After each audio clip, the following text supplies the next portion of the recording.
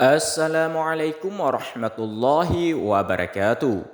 Asal-usul manusia dan nenek moyang manusia adalah berasal dari kera.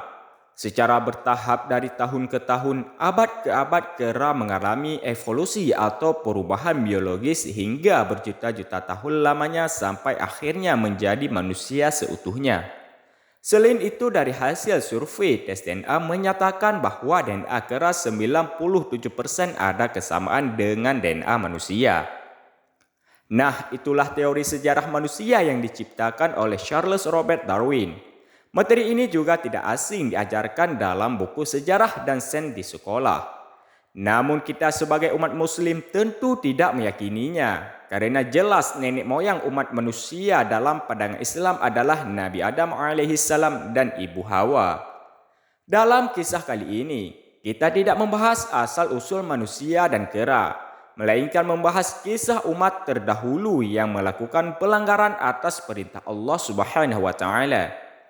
Umat-umat itu adalah kaum Bani Israel yang bertempat tinggal di pinggiran Laut Qasalum atau Laut Merah, tepatnya di kota Ailah. Karena banyak melakukan pelanggaran di hari Sabtu, maka kaum-kaum itu lantas Allah kutuk menjadi kera. Dan inilah kisah Ashabus Sabti yang dikisahkan juga dalam kitab suci Al-Quran, yaitu Quran Surah Al-Baqarah ayat 65 dan Quran Surah Al-A'raf ayat 163 sampai 166. Berikut ini kisah selengkapnya. Dahulu kala, kaum Yahudi Bani Israel pernah terikat perjanjian dengan Allah Subhanahu wa taala.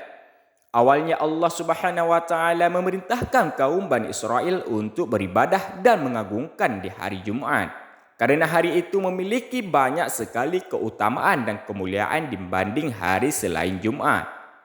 Tetapi menurut Bani Israel, hari yang lebih utama itu adalah hari Sabtu dikarenakan Allah menyelesaikan penciptaan pada hari Sabtu. Kaum Bani Israel berkata, kami akan berusaha untuk hari Sabtu sebab Allah selesai menciptakan pada hari Sabtu. Akhirnya Allah Subhanahu wa taala menyetujui hari yang dipilih kaum Bani Israel itu. Hari Sabtu lantas menjadi hari suci dan hari ibadah bagi orang-orang Yahudi Bani Israel. Di hari itu pula Allah Subhanahu wa taala mengkhususkan dan mewajibkan Bani Israel untuk melaksanakan ibadah. Setelah penetapan itu, maka orang-orang Bani Israel tidak diperkenankan untuk bekerja di hari Sabtu, karena hari itu adalah hari khusus untuk beribadah. Mereka diharamkan melakukan berbagai macam pekerjaan termasuk memancing ikan di hari itu. Hari utama untuk beribadah bagi orang-orang Yahudi memang hari Sabtu. Adapun umat Nasrani adalah hari Minggu. Sedangkan umat Islam adalah hari Jumat karena hari Jumat adalah Sayyidul Ayam atau penghulu segala hari. Allah Subhanahu wa taala lantas menguji ketaatan kaum Bani Israel yang pada waktu itu tinggal di pesisir pantai Laut Qasalum. Allah lantas menjadikan banyak ikan-ikan bermunculan dan berdatangan di tepi pantai pada hari Sabtu. Tetapi saat di selain hari Sabtu, ikan-ikan itu malah tidak berdatangan ke tepi pantai.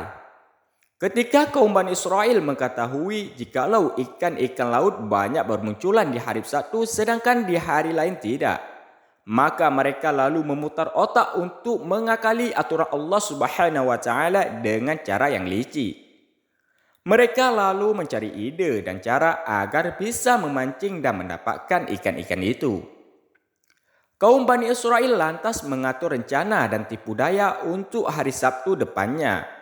Ketika datang hari Jumat, mereka memasang jaring-jaring ikan dan membuat tambak-tambak ikan di lokasi di mana biasanya ikan-ikan muncul pada hari Sabtu.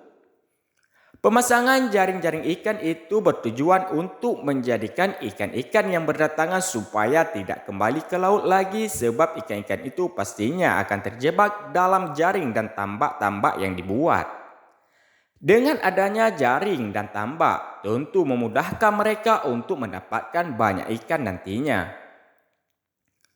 Begitulah awalnya cara kaum Bani Israel mempermainkan aturan Allah.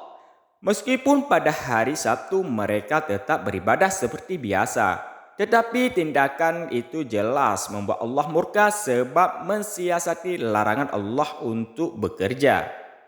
Saat tiba di hari Minggu, ternyata benar, ikan-ikan banyak yang terperangkap dalam jaring dan tambak yang telah dibuat mereka. Mereka lalu mengambil ikan-ikan yang terperangkap itu. Setelah mendapatkan ikan-ikan itu, kemudian ikan itu mereka masak untuk dijadikan makanan. Aroma dari masakan ini sampai tercium oleh tetangga. Perbuatan dan pelanggaran itu tidak hanya dilakukan 1-2 kali saja, namun terus berulang-ulang setiap Sabtu depannya. Kemudian cara ini mulai banyak dilakukan banyak orang. Namun Allah tidak serta-merta langsung menurunkan azab kepada kaum Bani Israel. Alhasil, orang-orang kian banyak yang bekerja dan memancing ikan secara terang-terangan. Mereka menangkap ikan lalu menjual hasil tangkapannya ke pasar-pasar. Tipu daya dan muslihat mereka terjadi sebab hati mereka menyimpang dan tipisnya ketakwaan mereka. Tetapi tidak semua orang-orang Ashabus Sabti melakukan pelanggaran itu. Ternyata di antara mereka terbagi menjadi 3 macam kelompok. Kelompok yang pertama mereka adalah golongan para pelanggar janji Allah. Golongan kedua mereka adalah orang-orang pemberi nasihat kepada para pelanggar tetapi telah putus asa karena dirasa nasihat itu tidak ada gunanya lagi. Bahkan mereka malah berbalik menegur orang yang memberi nasihat. Sedangkan golongan ketiga yaitu orang yang masih senantiasa menasihati orang-orang yang melakukan pelanggaran janji Allah agar bisa kembali sadar dan bertobat. Pernah suatu ketika golongan kedua dan ketiga berselisih dan berdebat. Golongan kedua bertanya kepada golongan ketiga, "Mengapa dirimu memberi nasihat kepada kaum yang Allah akan membinasakan mereka atau mengazab mereka dengan azab yang amat keras?" Golongan ketiga menjawab, "Supaya kami memiliki alasan kepada Tuhan kamu." Orang-orang golongan ketiga terus masih selalu memberikan nasihat-nasihat kepada orang-orang pelanggar larangan Allah. Namun sayang, lama-lama para pelanggar itu malah tidak peduli, menyombongkan diri dan melupakan peringatan. Ketika kesombongan para pelanggar ketentuan Allah semakin menjadi-jadi dan sulit diberi nasihat, maka orang-orang golongan ketiga yang taat kepada perintah Allah lalu membagi kawasan kampung menggunakan tembok. Tujuan pembuatan tembok batas ini adalah agar suatu saat nanti mereka tidak terkena azab yang Allah timpakan kepada orang-orang pelanggar. Biarlah orang-orang yang melanggar larangan Allah yang mendapatkan balasan atas tindakan buruk mereka karena telah berani-beraninya mempermainkan Allah Subhanahu wa taala. Suatu hari, saat orang-orang yang taat sedang berkumpul, tiba-tiba datanglah seseorang di antara mereka yang melihat suatu keanehan. Orang-orang pelanggar yang berada di balik tembok pembatas ternyata tidak terlihat gerak-geriknya. Kemudian orang-orang yang taat mencoba mengintip kondisi kehidupan orang-orang pelanggar di balik tembok pembatas. Mereka lalu menaiki tembok pembatas itu, dan ternyata ada sebuah kejadian yang sangat mengejutkan. Orang-orang yang selama ini melanggar larangan Allah ternyata telah berubah menjadi kera-kera. Orang-orang yang taat lalu membuka pintu tembok pemisah dan menghampiri saudara-saudara mereka yang telah berubah menjadi kera. Namun sayang, mereka tidak bisa mengenali saudara-saudara mereka lagi. Berbeda dengan para pelanggar yang telah dikutuk menjadi kera, mereka masih bisa mengenal saudara-saudara mereka dari kalangan manusia.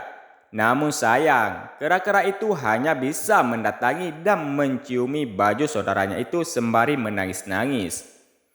Namun orang-orang yang taat tidak bisa menolong dan berbuat apa-apa lagi dan hanya bisa berkata, "Bukankah kami sudah melarang dan menasihati kalian?" Akhirnya kera-kera itu hanya dapat menyesali perbuatan dan kesalahan mereka sembari menganggukkan kepalanya. Kera-kera itu sangat menderita dan bernasib sial. Mereka tidak bisa makan minum dan tidak diberikan keturunan. Akhirnya mereka hanya bisa bertahan hidup selama 3 hari. Dan setelah itu mereka mati meninggal dunia. Itulah azab pedih untuk orang-orang yang melanggar larangan Allah di hari Sabtu. Namun, masih ada perbedaan pendapat tentang perubahan bentuk fisik para pelanggar larangan Allah Subhanahu wa taala. Ada yang berpendapat yang berubah menjadi kera adalah hati, mental dan pemikiran mereka, sedangkan wajah mereka tetap. Hal ini hanya perumpamaan yang Allah buat seperti halnya perumpamaan keledai yang membawa buku-buku. Semoga kisah Ashabus Sabti bermanfaat. Wallahu a'lam bishawab.